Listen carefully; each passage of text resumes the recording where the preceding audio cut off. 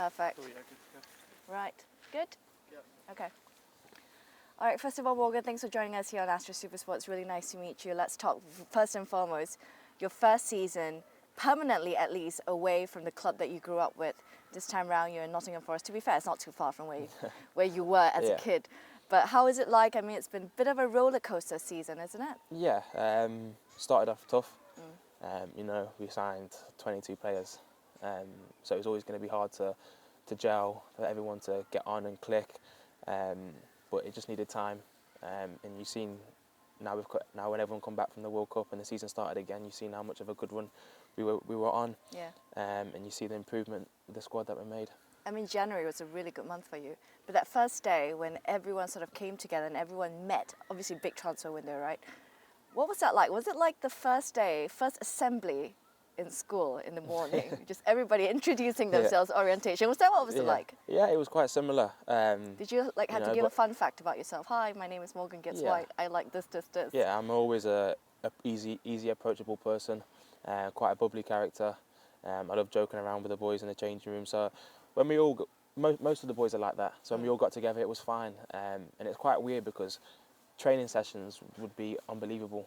We'd be like Man City when we're training, but then match day we just couldn't do it. So like I said, we knew that we could do it, but it was just finding the right time and the right people and the right squad to be able to do it. Is it now, I mean, just looking at your position on the table, obviously you're still looking over your shoulder a little bit, but with the positive results, are you to some level looking ahead a little bit more? That's what we've been saying. We can't look down.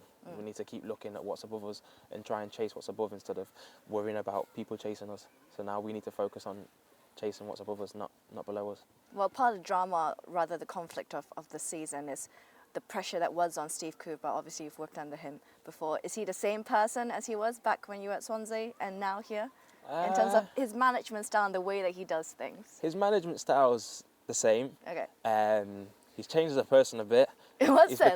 He's become a bit more fiery, which is good. I feel like he needed that. Was he too nice at Swansea? Yeah. If you meet him, you'll see why. Yeah, I've met him before, and he's such a nice person. He's a very nice person. Yeah. But obviously, what we see and what you guys see in the dressing room and during training is completely different. Yeah. So he's always been a really nice, approachable person, but this season he's become like a bit more serious and a bit more fiery, and I feel like players have respected that more, and players want to work for that, and it's shown. In what level can people not sort of like, you know, step on his toes a little bit? Like you said, fiery. What's the, I guess, the most passionate you've ever seen him? Whenever a result doesn't go our way on the weekend, that's when you see the proper passion from him. He gets emotional, he's proper passionate, and he shows it. Well, do you, for yourself though, I mean, obviously there's the big news is the fact that the transfer fee that was involved reportedly to be club record. Have you ever felt a bit more of a pressure because of the numbers, or you completely just don't think about it? Nah, it doesn't bother me. The more pressure, the better for me, because it's more eyes watching. But nah, it wasn't me that paid it. So at the end of the day, I'm just here to do my job and play football. So you pay no attention to the number at all? No, I don't need to. Well, obviously you don't need to, but you guys all seem like a very good bunch of, you know, group of guys together, always joking around the dressing room, posting videos, dancing. How would you rate your own dance skills, by the way? You a good dancer? I'm saying I'm a good solid 6 out of 10, 6, 7 out of 10. Who would be 10 out of 10? Jesse's very good. Is he very good? Jesse's a very good dancer. Is he always the one initiating something? He's always dancing, no matter what time or place, no matter what time it is in the morning. He's always dancing. He's always doing something. But he's such a good character to have in the group, because we need that fun, bubbly character to get everyone going. And you know, he's a real good guy. But yeah, he's definitely the best dancer in the group by far. What's your go-to dance move then that you? My go-to dance move. What's your secret move? I'm gonna keep it with the classic two-step. Is it not that one? Not the goodie. Not the goodie. No, I'm not bringing that out again. Classic two-step. It wasn't too bad. Okay, you're a classic kind of guy. You're also quite classic. I heard you make quite a mean pasta carbonara. Is that right? Yeah. What's your secret ingredient for that? I just followed the tutorial on YouTube, and then I've just stuck with it ever since. The secret ingredient is a load of Parmesan. Loads of Parmesan. Loads No of cream, Parmesan. right? No cream. Absolutely no, No cream. cream. Okay, Loads of Parmesan. because that's blasphemy if you Yeah. put cream in carbonara. No, no cream, just loads of Parmesan. Right, let's talk about Brennan Johnson then. Obviously, the form of everybody has taken a turn post-World Cup, him as well included. Is he a bit of the baby of the group, you say? Not baby of the group. Hey, Is he a lot more matured for his age? Yeah, from when I knew him probably about a year ago, he's definitely matured. But that comes with game time and playing and stuff, so he's definitely matured in that sense. But he's another player that's really kicked on ever since the World Cup, and fair play to him. You know, he scores goals for us, he helps us out as a team. Defensively, he's very good. You know, it's a fair play to him because he's got the ability to be the very best. In terms of a personality figure, is he quite a, I guess, vocal sort of figure despite his age? Or is he just quietly doing his own thing? Yeah, he's quietly doing his own thing. But when all the jokes rap and he's around, he's the first one in there, or he's trying to do something to someone's clothes or steal someone's shoes. He's that type of player. Okay, so he's a prankster. Yeah, he's that type of player. What's the biggest prank he's ever pulled? He put a dog like a dog's bone sort of thing in someone's locker. Yeah. Whose locker? Sam Surridge's. How did that Sam turn out? Oh, it's not. It wasn't good. No, it wasn't good at all. Now they've been at war ever since. They're always doing something where Sam tied his shoelaces together. So when he went to go walk. Prank war. Yeah. Still going on. It's still going on. Still going on to this day. Well, we'll see then till end of the season who wins that prank war. Right then, let's go through a round of firsts with you, just very quickly. Right, just the first thing that comes to your head, or just tell me what your first is according to the questions I'm going to ask. First ever footballing hero? Paul Scholes. Paul Scholes. You've met him before? No. No? No. Have you ever been starstruck? Well, do you think you'll be starstruck, though, if you ever meet Paul Scholes? Probably. What would your first words to him be, if you were I'd probably be too shy to say anything. No? I just watch, in awe, I'll just watch in awe, just be like... I'll be too shy to say anything.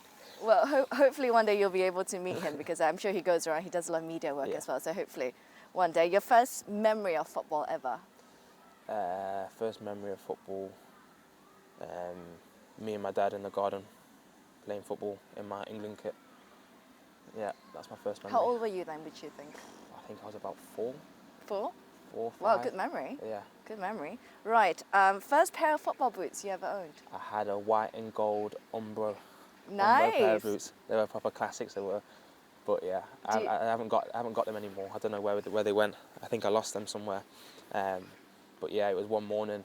My dad told me, I'm going football training, and we went to Sports Direct in the morning, brought them, and then wore them that afternoon. Why that one though? Why did you pick that one specifically? I think because they were the cheapest ones we could afford in the moment.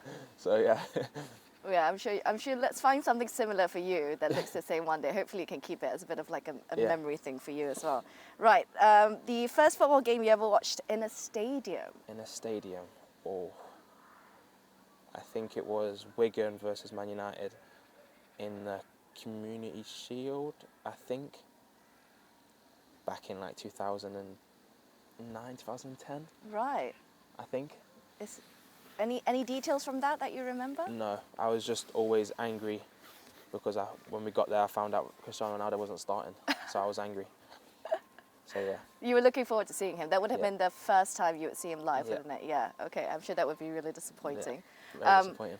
Right. The first ever paycheck. What did you spend it on? First ever football paycheck. Paycheck. I think I took my family out for a meal. Italian? No, where was it? I think it was just a local pub. Right. Back where I grew up. But yeah, I think that's what I did. And then I think I went shopping the next day. What did you buy? I can't remember. Trainers. Probably. Probably trainers. No, me trainers. Right then, okay. The first ever telling off you ever had from a manager? Just ever telling off. Maybe when you were in academy or anything like that. Yeah, I think I got told off for not listening in a training session when I was 13. Yeah, and he had a go at me good. Brilliant. Nice. Okay, I think that's about it. Thank you so much, Morgan, for joining us. And just one final one from me. Have you ever been to Malaysia? No. You have not? Never been. I've always liked to go, but I've never been. Okay, so because when I spoke to your manager the other week, he suggested, okay, maybe one day we could go to Malaysia for like an Asia tour in the summer. That'll so be hopefully. great. That'll be fun. That'll be fun, That'd be good right? to do, yeah. Okay, brilliant stuff, Morgan. Thanks for joining us and wishing you all the best for the rest of the Cheers. season. Thank you. Cheers.